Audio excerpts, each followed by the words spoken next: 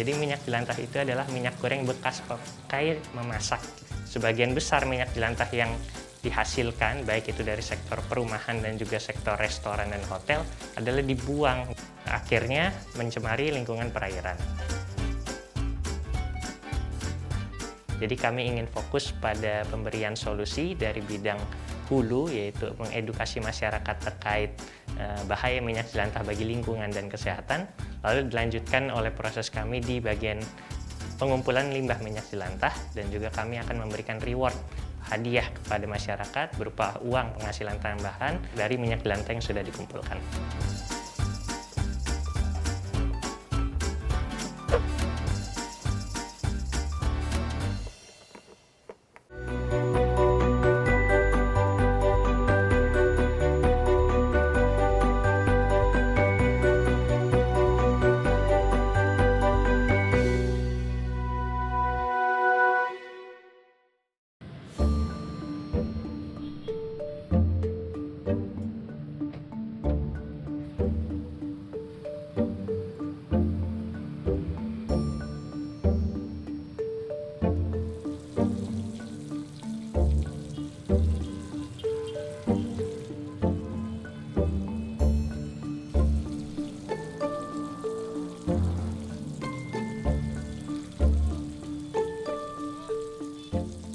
Sehari saya menggunakan 12 liter.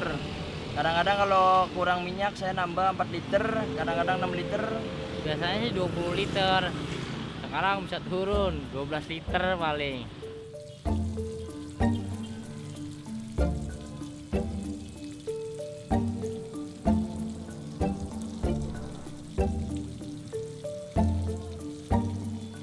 Jumlah penggunaan minyak goreng berbasis sawit di Indonesia di tahun 2020 mencapai 13 juta ton minyak goreng gitu ya. Dan minyak jelantah yang dihasilkan menurut riset bisa sampai 7 juta ton minyak jelantah. Sebagian besar masih cenderung dibuang secara sembarangan.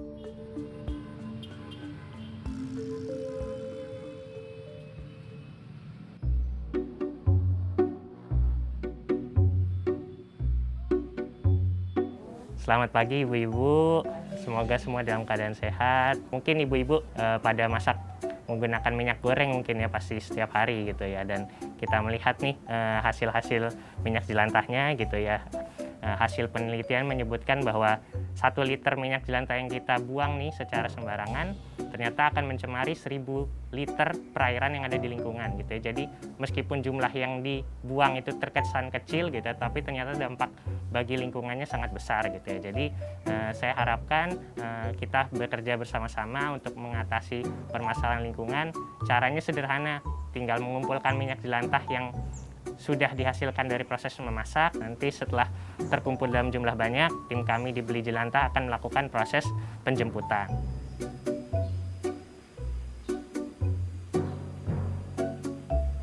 Nama saya Faris, usia saya 28 tahun. Saya mempunyai background pendidikan di bidang teknik kimia dan teknologi energi terbarukan. Saya sangat tertarik di bidang lingkungan dan saya melihat sendiri sebagai warga perkotaan bahwa masalah limbah adalah masalah yang sangat besar bagi masyarakat perkotaan. Lalu saya melihat bahwa di rumah saya sendiri, ibu saya memasak banyak menggunakan minyak goreng dan menghasilkan minyak jelantah. Lalu saya berpikir bagaimana memberikan solusi terkait isu masalah lingkungan tata kelola limbah minyak jelantah ini.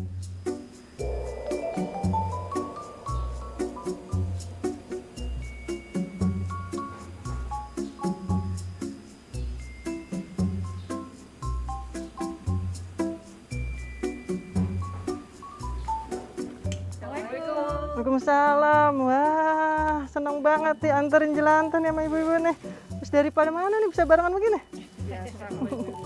Habis pada belanja ya. Masya Allah. Terima kasih nih. Nih, harga minyak mahal tapi tetap semangat nih ibu-ibu nih. Nyimpelin jelantah. Nanti saluran pembuangan jadi mampet kan? Ini mau disedekahin apa mau dibayarin nih? Sedekah boleh, biar buat anak-anak. Buat anak-anak. Buat beli buku. Iya, nanti saya beliin buku ya, Bu. Nih Bu Nita, berapa lama nih? 3 mingguan. 3 mingguan. Masya Allah. Semangat Bu ya. Kenapa saya mau rumah saya dijadikan tempat pengumpulan jelantah? Karena saya mempunyai tempat di mana untuk mengumpulkan, dan juga saya mempunyai tujuan untuk mengajak masyarakat di sekitar untuk lebih peduli lingkungan agar tidak membuang minyak jelantahnya, dan juga mengedukasi mereka jelantah itu bisa disedekahkan atau bisa menjadi tambah nilai ekonomi.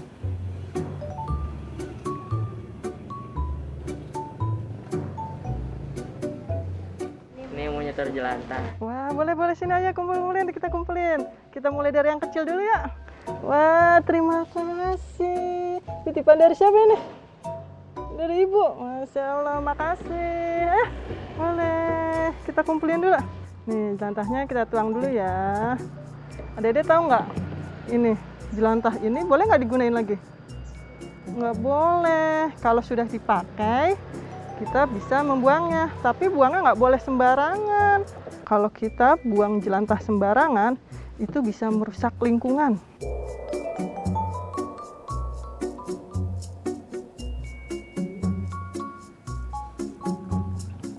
Sejauh ini berapa banyak warga yang berpartisipasi, itu sekitar kurang lebih 20 warga yang rutin menyetorkan jelantahnya ke saya.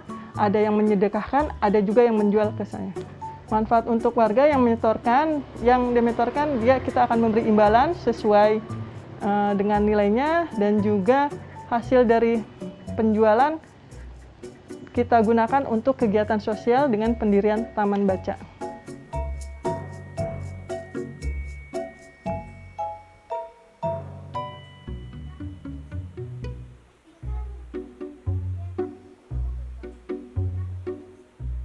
Taman Baca Ainia ini didirikan berbarengan dengan pengumpulan jelantah, karena memang di sini pure untuk sosial dan membantu ekonomi sekitar masyarakat. Taman Baca ini kami kelola selama pandemi ini.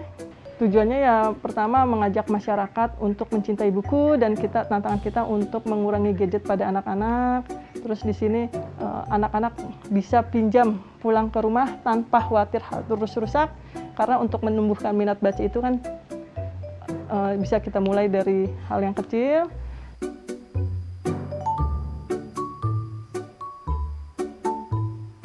Biasanya anak-anak kalau sore itu suka datang dengan membawa jelantah titipan dari orang tuanya, dan juga bermain di taman baca ini.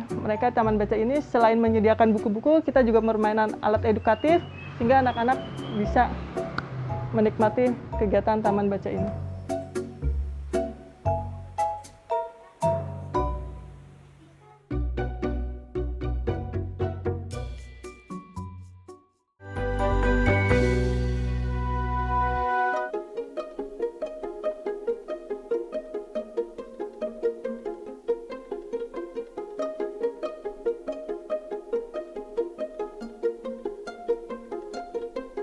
Waalaikumsalam. Kabar nih? Ini Bu, titipan. Alhamdulillah. Sekarang makin banyak nih Bu Nisa nih tiap hari. Hampir tiap minggu nganterin nih. Titipan sekarang. Teman-teman udah pada tahu. Udah pada tahu. Jadi tiap hari ya ada aja. Kita tuang Ibu ya. Daripada dibuang cuma-cuma. Banyak manfaatnya ini Bu. Ini bikin solokan jadi rusak. Aduh, apalagi di rumah saya Bu. Ya ampun, itu parit. Saya mau menyetorkan minyak jelantah karena untuk mengurangi polusi, untuk mengurangi pencemaran. Karena lingkungan saya itu kan rumahnya padat gitu. Parit-parit itu kadang-kadang kalau udah tercampur sama minyak gitu, udahlah pokoknya tersumbat gitu. Jadi terjadi banjir atau apa gitu. Dengan saya sekarang mulai mengajak tetangga, orang sekitar, alhamdulillah mengurangi pencemaran tersebut gitu.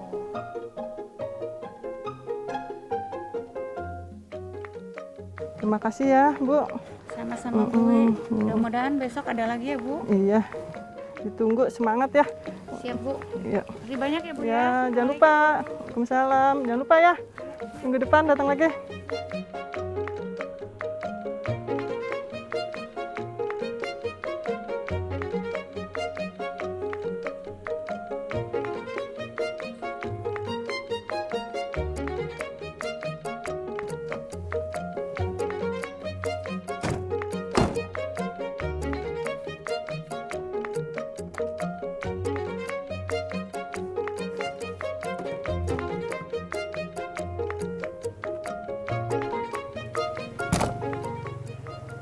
Ibu Ayu Wiwi merupakan salah satu mitra kami di Beli Jelantah yang melakukan koordinasi untuk melakukan pengumpulan di daerah Cipayung, Jakarta Timur. Proses pengumpulan minyak jelantah yang dikoordinasi oleh Bu Ayu Wiwi akan digunakan selanjutnya dananya untuk kebutuhan Taman Baca Ainiyah yang berlokasi di Jakarta Timur. Biasanya kami melakukan penjemputan di tempat mitra kami seperti Bu Ayu Wiwi sebanyak sebulan sekali. Dan volume pengumpulan minyak jelantahnya sekitar 4-5 jerigen, yang artinya sekitar 70-90 liter. Yuk Bu Ayu Wiwi, kita lakukan.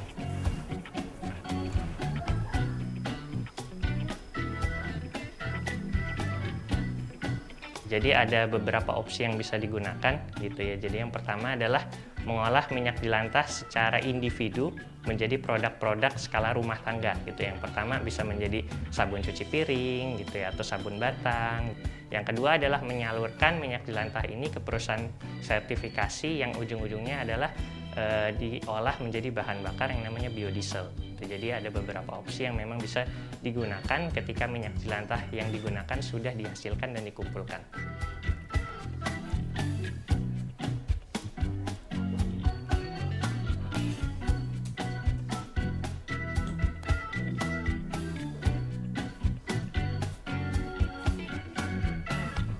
Untuk saat ini kami dari Beli Jelantah hanya melakukan proses edukasi dan pengumpulan minyak jelantah saja. Untuk proses pengolahan belum kami lakukan karena satu, kita belum mempunyai kebijakan secara nasional yang memang berfokus pada pengolahan minyak jelantah menjadi bahan bakar biodiesel. Jadi secara nasional regulasinya belum ada gitu. Dan yang kedua adalah secara visibility, secara ekonomi memang belum memungkinkan untuk mengolah minyak jelantah menjadi bahan bakar biodiesel karena biaya operasionalnya masih cukup tinggi untuk skala kecil. Kami menyalurkan minyak jelantah yang telah dikumpulkan ke perusahaan biodiesel tersertifikasi internasional ICC yang akan mengolah minyak jelantah tersebut menjadi bahan bakar terbarukan yang bernama biodiesel. Melalui proses reaksi kimia yang sederhana, minyak jelantah dapat diolah menjadi bahan bakar biodiesel yang bisa digunakan di mesin-mesin diesel mulai dari alat transportasi berat, dan juga bahan-bahan yang ada di pabrik.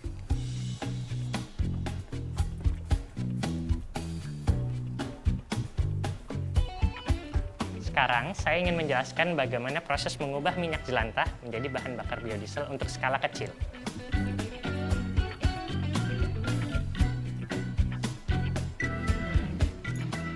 Cukup 1 gram saja.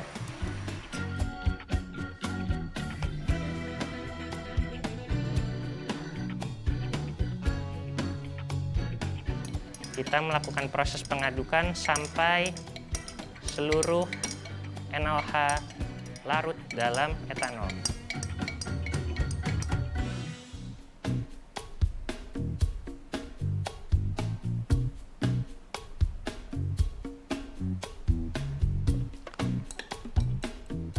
Berikutnya melalui proses pengadukan dan juga reaksi kimianya akan mulai berlangsung.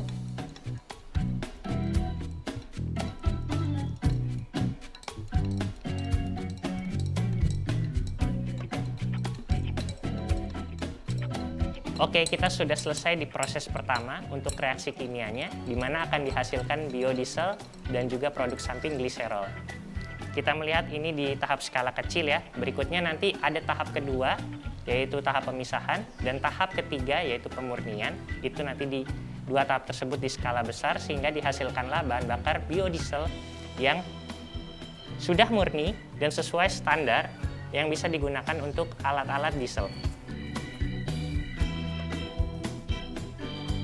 Jadi biodiesel itu adalah bahan bakar untuk mesin diesel yang sifatnya terbarukan. Mesin diesel adalah mesin-mesin yang digunakan di alat-alat berat dan juga mobil-mobil diesel serta alat-alat yang ada di pabrik-pabrik. Dan sifat dari bahan bakar biodiesel ini sebenarnya sangat ramah lingkungan. Utamanya adalah kandungan sulfurnya sangat rendah gitu ya, dan emisi karbonnya jauh lebih rendah dibandingkan solar biasa. Berdasarkan riset dari Uni Eropa bahwa minyak biodiesel berbasis minyak jelantah dapat mengurangi emisi karbon sampai 83% dibandingkan penggunaan solar biasa. Itu dari segi dampak positif secara lingkungan. Dari penggunaan biodiesel secara mesin pun itu sebenarnya bisa digunakan secara langsung, tapi memang sebaiknya saat ini dicampur dengan solar dengan kandungannya sekitar 30%. Makanya saat ini ada program pemerintah yaitu B30 di mana biodiesel dicampur oleh solar gitu. Dan biodieselnya untuk yang program pemerintah ini berasal dari minyak sawit, belum dari minyak jelantah seperti itu.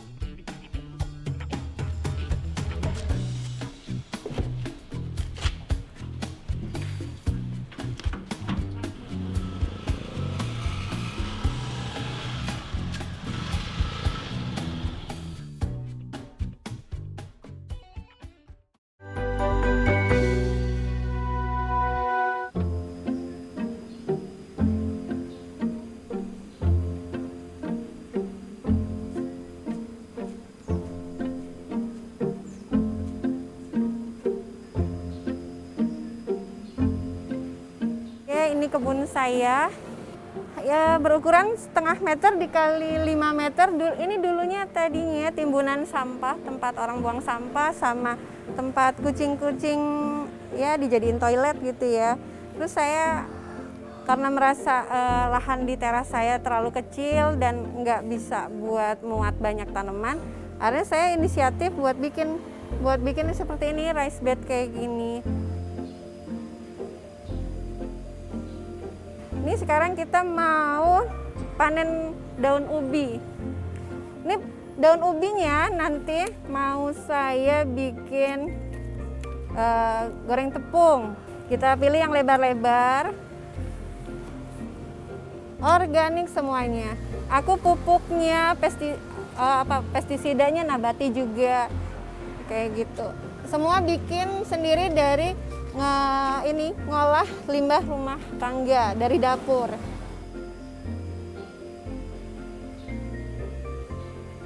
Perkenalkan, saya Ida, saya ibu rumah tangga dengan 4 anak yang keseharian saya selain sebagai ibu rumah tangga, saya juga aktif edukasi kepada masyarakat untuk tata kelola limbah rumah tangga.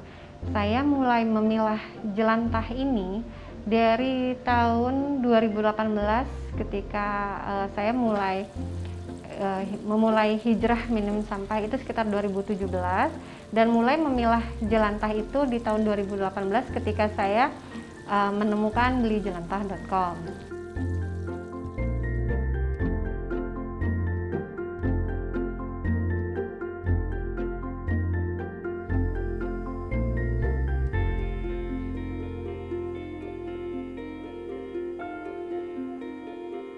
Ketika saya bergabung dengan belijelantah.com, saat itu kan memang kami masih punya lahan bank sampah. Nah, di PAUD. Tapi ketika mulai pandemi mulai itu sekolah-sekolah ditutup.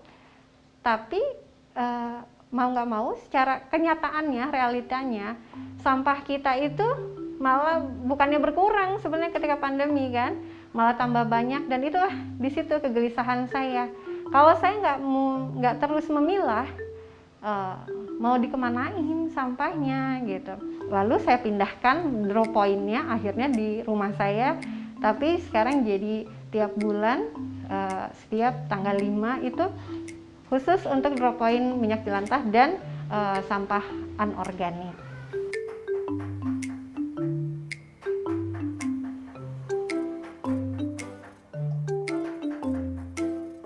Bu Ida adalah salah satu mitra dari Beli Jelantah. Bu Ida banyak mengumpulkan minyak jelantah, lalu dikumpulkan ke kami Beli Jelantah, hingga akhirnya diproses menjadi bahan bakar biodiesel. Beliau tidak hanya mengumpulkan minyak jelantah, tapi juga memberikan sosialisasi dan edukasi, bahkan pelatihan kepada masyarakat terkait bagaimana kita mengolah minyak jelantah dengan baik, bahkan bisa mengolah minyak jelantah menjadi sabun yang lucu-lucu.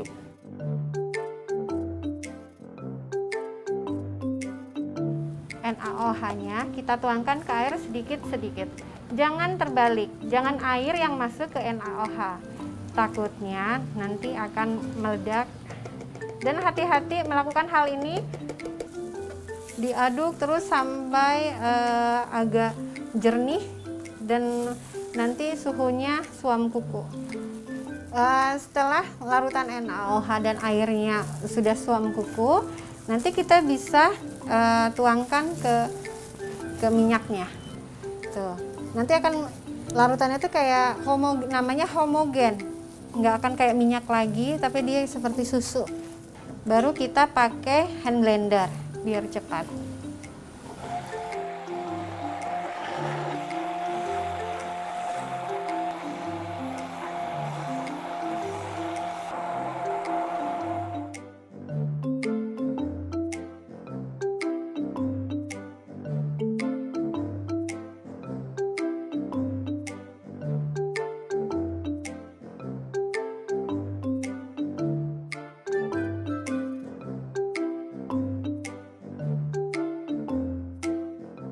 Kita biarkan sampai 24 jam sampai bisa dilepas dari cetakan.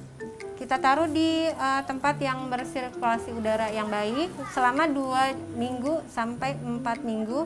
Ini gunanya untuk melepaskan sisa-sisa residu dari NaOH-nya agar bisa aman untuk di kulit saat kita mencuci piring atau mencuci baju.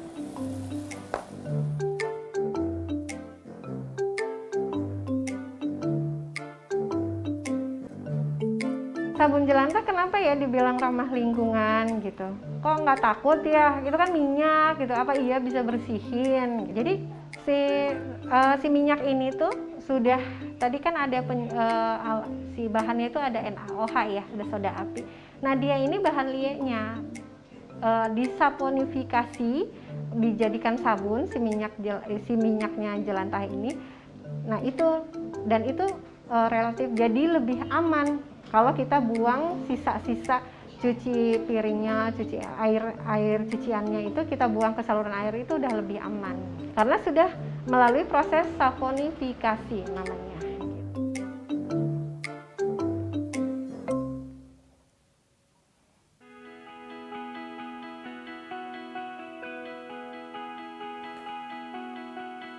Saya berharap agar kegiatan beli jelantah ini menjadi lebih masif, lebih banyak eksis di berbagai kota di seluruh Indonesia, terutama di kota-kota besar yang memang masyarakatnya banyak menggunakan memasak minyak goreng gitu ya, dan ujung-ujungnya akan menghasilkan banyak minyak jelantah. Dan saat ini masih banyak kota-kota besar yang belum mengelola minyak jelantahnya secara baik, secara masif, dan secara terregulasi gitu. Dan kami berharap juga bahwa nantinya pemerintah dapat menelurkan sebuah kebijakan yang sifatnya nasional yang mendukung tata kelola limbah minyak jelantah, baik itu dari segi edukasi, dari segi pengumpulan, sampai pengolahan minyak jelantah menjadi biodiesel.